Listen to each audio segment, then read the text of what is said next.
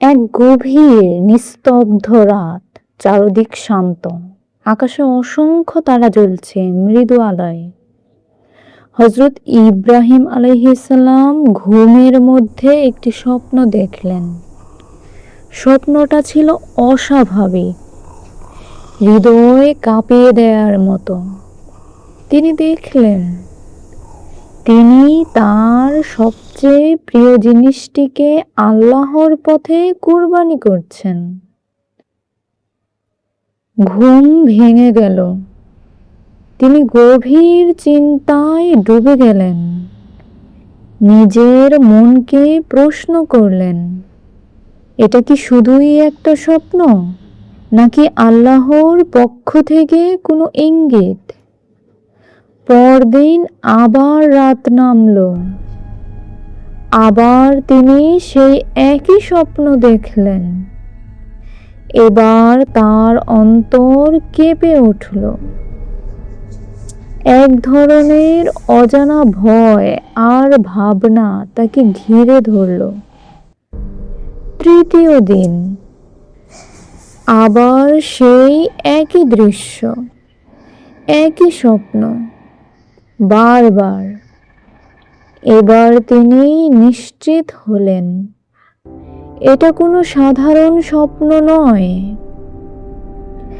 এটা আল্লাহ তাআলার পক্ষ থেকে একটি পরীক্ষা। একটা এমন পরীক্ষা যেখানে কুরবানি দিতে হবে তার সবচেয়ে প্রিয় জিনিসকে, আল্লাহর সন্তুষ্টির জন্য। তার চোখে জল, কিন্তু হৃদয়ে দৃঢ়তা। কিন্তু সেই প্রিয় জিনিসটি কি জানেন? তার নিজের প্রাণের চেয়েও প্রিয়, তার আদরের ছেলে হযরত ইসমাঈল আলাইহিসসালাম। তিনি জানতেন নবীদের স্বপ্ন কখনো সাধারণ স্বপ্ন নয়, এগুলো ওহী, আল্লাহর পক্ষ থেকে সরাসরি নির্দেশ। তখন তার অন্তর কেঁপে উঠল। তিনি বুঝলেন এটা কোনো কল্পনা নয়, এটা আল্লাহর হুকুম। কিন্তু একজন বাবা কিভাবে নিজের হাতে নিজের বুকের ধন, নিজের সন্তানের গলায় ছুরি ধরবে? চোখ ভিজে উঠল অশ্রুতে, হৃদয় ভারী হয়ে গেল। তবুও তার ঈমান অটুট, কারণ তিনি জানতেন আল্লাহ যা চান সেটাই সবচেয়ে উত্তম, এবং তার সন্তুষ্টির চেয়ে বড় কিছু নেই। ভোরের কোমল আলো, নির্জন প্রান্তর। ইব্রাহিম আলাইহিসসালাম ধীরে ধীরে এগিয়ে যাচ্ছেন তার প্রিয় সন্তানের দিকে। ইসমাঈল আলাইহিসসালাম নির্মল, শান্ত, আল্লাহ ভীরু এক কিশোর। ইব্রাহিম আলাইহিসসালাম তার সামনে দাঁড়ালেন। কাঁপা কণ্ঠে, চোখে অশ্রু চিকচিক করছে।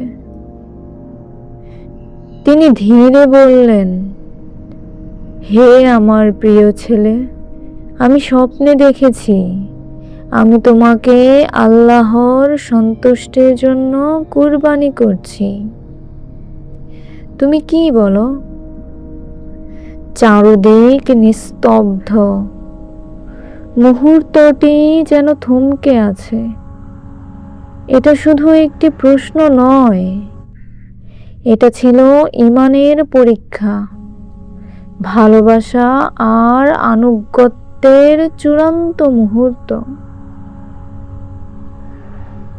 ইসমাঈল আলাইহিসসালাম ছোট্ট একটা ছেলে, কিন্তু তার উত্তর পুরো পৃথিবীকে অবাক করে দিল। তিনি বললেন, হে আমার পিতা, আপনি যা আদেশ পেয়েছেন তাই করুন।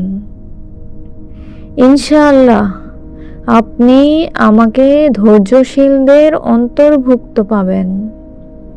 সুবহানাল্লাহ। নীরব এক প্রান্তর। আকাশ যেন থমকে আছে। বাতাসও আজ ভারী, গভীর অনুভূতিতে পূর্ণ। সব প্রস্তুতি শেষ।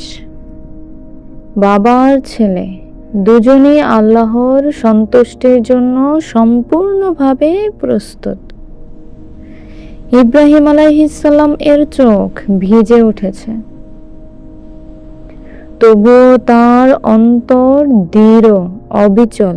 তিনি ধীরে ধীরে তার প্রিয় সন্তানের চোখ বেঁধে দিলেন, যেন শেষ মুহূর্তে সন্তানের মুখ দেখে পিতার হৃদয়ে মায়া না জাগে। ইসমাইল আলাইহিসসালাম সম্পূর্ণ শান্ত, মুখে কোনো ভয় নেই, বরং আল্লাহর প্রতি পূর্ণ আস্থা।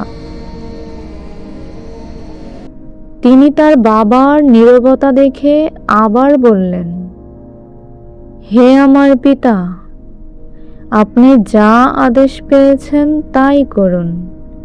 ইনশাআল্লাহ আপনি আমাকে ধৈর্যশীলদের অন্তর্ভুক্ত পাবেন। সুবহানাল্লাহ। এই কথায় যেন আকাশ কেঁপে উঠল।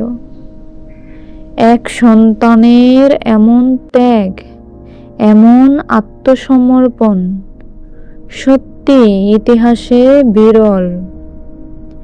ইব্রাহিম আলাইহিসসালাম কাঁপা হাতে ছুরি ধরলেন, আল্লাহর নাম নিয়ে চোখ বন্ধ করলেন। তারপর তিনি ছুরি চালালেন, কিন্তু ছুরি কাটল না। আরো জোরে চালালেন, তবুও কাটল না। একবার, দুইবার, বারবার, তবুও সেই ছুরি ইসমাইল আলাইহিসসালাম এর গায়ে এতটুকু আঘাত করল না। চারদিকে বিস্ময়কর নীরবতা। এ যেন এক অলৌকিক দৃশ্য। এটা কোনো সাধারণ ঘটনা নয়, এটা আল্লাহ রাব্বুল আলামিনের কুদরত। মহান আল্লাহ তাআলার পক্ষ থেকে ঘোষণা এলো, হে ইব্রাহিম, তুমি স্বপ্নকে সত্যে পরিণত করেছ। এই শব্দ যেন আলো হয়ে নেমে এলো। ইব্রাহিম আলাইহিসসালামের হৃদয়ে প্রশান্তি ছড়িয়ে পড়ল। তার চোখ ভিজে উঠল কৃতজ্ঞতায়। এটাই ছিল সেই পরীক্ষা, যেখানে জয়ী হওয়া মানে নিজের সবচেয়ে প্রিয় জিনিসটিকেও আল্লাহর জন্য ছেড়ে দেওয়া। আর তখনই আল্লাহ তাআলা তার অসীম রহমতে ইসমাইল আলাইহিসসালামের পরিবর্তে একটি দুম্বা বা পশু পাঠালেন কুরবানির জন্য। ইব্রাহিম আলাইহিসসালাম অবাক হয়ে তাকিয়ে রইলেন।